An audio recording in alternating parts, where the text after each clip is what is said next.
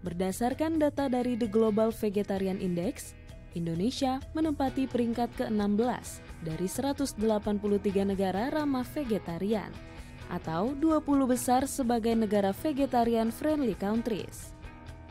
Dalam penerapannya, vegetarian terbagi menjadi dua jenis. Pertama, lakto-vegetarian atau masih mengkonsumsi produk hewani seperti telur dan susu. Kedua, vegan yang tidak mengkonsumsi semua produk turunan hewani. Dalam gaya hidup ini, seorang vegetarian perlu fokus dalam upaya mendapatkan asupan gizi yang seimbang, salah satunya dari protein dalam menu makanan hariannya. Salah seorang dari penganut vegan adalah Ana.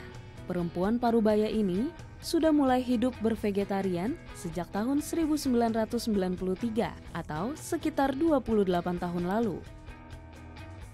Mulanya, ia bervegetarian karena faktor keyakinan yang dianutnya. Namun, karena dampak kesehatan yang ia rasakan, maka kini Ana dan keluarganya semakin mantap menerapkan pola hidup yang ramah lingkungan ini. Terus terang dari awal mulanya itu sih dari spiritual, ya, karena ingin mengembangkan cinta kasih kepada semua makhluk hidup. Tapi setelah dijalani ternyata vegetarian itu banyak sekali manfaat, terutama di kesehatan. Dan terus terang juga bahwa vegetarian itu adalah makanan yang sangat ramah lingkungan. Dulu saya sebelum saya bervegetarian itu sering gusi saya berdarah. Tapi setelah saya menjadi seorang vegetarian, memang perbanyak sayur dan buah, jadi sehingga keluhan itu juga tidak ada. Dan umumnya sampai hari ini sih memang saya jarang sakit. Pemerintah melalui Kementerian Kesehatan mengampanyekan slogan baru dalam pemenuhan gizi seimbang, yaitu isi piringku. Slogan ini menggambarkan porsi makanan yang terdiri dari 50% buah dan sayur, dan 50% sisanya adalah karbohidrat dan protein. Untuk itu Ana yang juga merupakan pengurus IVS atau Indonesia Vegetarian Society mengungkapkan kaum vegan dapat memenuhi keseimbangan gizi melalui pola makan sepertiga karbohidrat, sepertiga sayuran, 1/6 buah-buahan, dan 1/6 lauk pauk dari nabati. Sudah sangat cukup sih dari gizi seimbang, karena sekarang kan pemerintahan tidak menganjurkan bahwa protein harus dari yang hewani, ya. Cuman ya protein dari nabati juga oke. Dan justru dari hasil penelitian, protein yang dari nabati itu justru lebih tinggi dari yang hewani. Dan gizi yang lain seperti mineral, ya kalsium, itu memang lebih terbukti dari sayur-sayuran lebih tinggi. Sementara dari sisi manfaat, menurut Dr. Susianto, Doktor Gizi Kesehatan Masyarakat Universitas Indonesia, sekaligus Presiden Vegan Society of Indonesia, orang yang bervegetarian cenderung tidak lebih mudah terkena penyakit hipertensi dan diabetes daripada kelompok omnivora. British Journal of Health Psychology mengungkap bahwa mengonsumsi sayur dalam jumlah yang lebih tidak hanya memberi energi yang lebih bagi tubuh, tetapi juga berdampak pada kesehatan psikologi. Karena itu, selain ramah lingkungan, vegetarian juga merupakan pilihan gaya hidup yang cukup menyehatkan.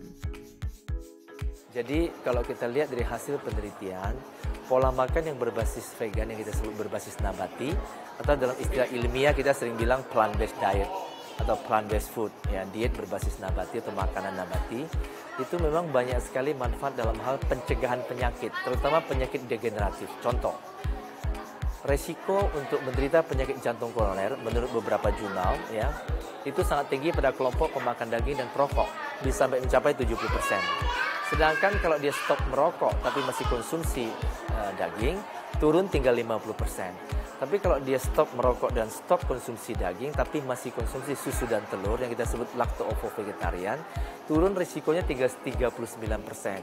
Tapi kalau diet yang paling rendah risiko penyakit jantung adalah diet vegan atau diet nabati, hanya tinggal 14% risiko penyakit jantung koroner. Begitu juga dengan diabetes, kemudian obesitas, kemudian satu lagi adalah hipertensi. Yayasan Buddha Suci Indonesia sebagai yayasan kemanusiaan juga sangat concern terhadap pola hidup sehat ini. Untuk memperkenalkan gaya hidup bervegetarian kepada masyarakat, Relawan Suci membuat berbagai program sosialisasi vegetarian dan vegan. Salah satunya seperti membuka vegan catering. Dalam program ini, relawan terjun langsung untuk menyediakan kreasi berbagai menu masakan. Setiap kotak masakan berisi beragam produk olahan nabati dan sayur-sayuran, yang tentunya juga telah diatur dengan gizi seimbang untuk menu makanan harian. Makanan ini juga diolah menjadi menu makanan yang bukan saja sehat namun juga menggugah selera. Tujuannya agar menarik hati mereka yang sudah menjadi seorang vegan, vegetarian, maupun yang baru akan mencoba gaya hidup ini.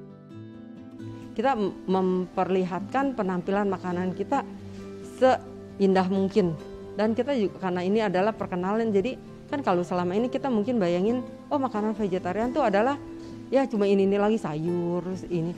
Dan ini yang kebenaran yang saya bikin adalah spaghetti. Jadi bukan cuma makanan yang biasa kita makan sayur, di apa gitu loh. Jadi itu sebenarnya luas. Makanan menu-menu Eropa pun bisa kita terapkan di sini. Dalam pelaksanaannya, siapapun bisa memesan catering vegan ini. Setiap orang bebas memesan catering dalam kurun waktu tertentu sesuai dengan keinginan dari masing-masing pembeli. Salah satu pembeli yang turut serta berpartisipasi dalam program vegan catering ini adalah Hira Ralitya. Wanita yang gemar berolahraga ini sudah mulai merubah pola makan menjadi vegetarian sejak awal Maret tahun 2020 lalu. Menu makanan vegan yang ditawarkan Suci cukup menarik minatnya untuk mencoba. Dengan harapan, pola makan vegetarian yang sudah diterapkan ini dapat semakin konsisten untuk dilakukan. Pola hidup sehat itu sebenarnya bagus gitu. Emang semua di awal dengan kebiasaan. Mungkin dengan kebiasaan pakai vegan catering ini kita makan selama kurang lebih misalkan 14 hari atau 5 hari. Itu kan membuat kita kebiasaan dengan makanan-makanan vegetarian yang mana nantinya kita juga ngerasain manfaatnya lebih enak di badan saya. Makanya saya mau beralih jadi vegetarian. Sama seperti waktu awalnya pandemi itu saya sebelum vegetarian kemudian saya mau jadi vegetarian, itu kan juga ada long proses gitu. Jadi sudah jadi kebiasaan akhirnya terimplementasi dengan mudah, kemudian abis itu jadinya akhirnya jadi ini kan udah ngerasain manfaatnya. Itu kenapa pengen itu dijalanin terus. Mudah sih, bagus sih dengan cara membuat kebiasaan lalu orang bisa beralih ke vegetarian.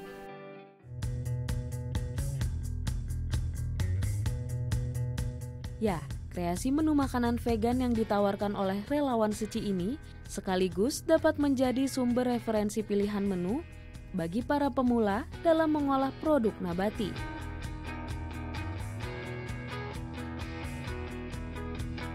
Paket ini banyak variasinya ya, karena wah rupanya untuk vegetarian banyak juga, itu macam-macamnya udah menarik juga semuanya.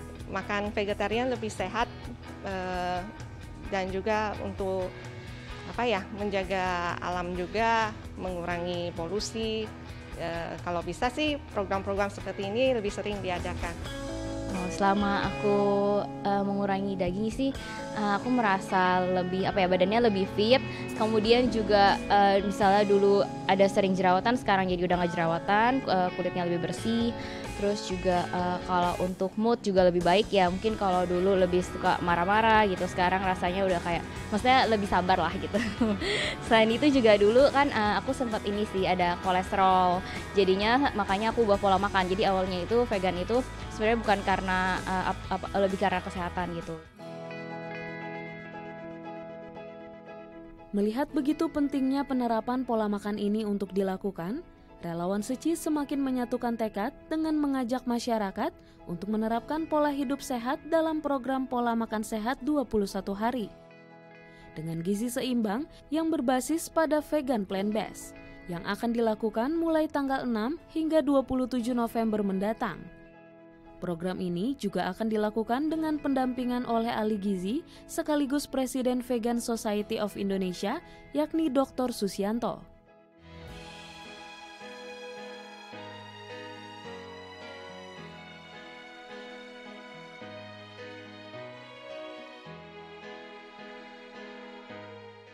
Bervegetaris bukanlah hal yang sulit dan dapat dilakukan oleh semua orang. Melalui program-program yang diinisiasi oleh relawan SECI, diharapkan akan semakin banyak orang yang tertarik untuk belajar menjalani pola hidup sehat, tentunya dengan mengkonsumsi makanan vegetaris.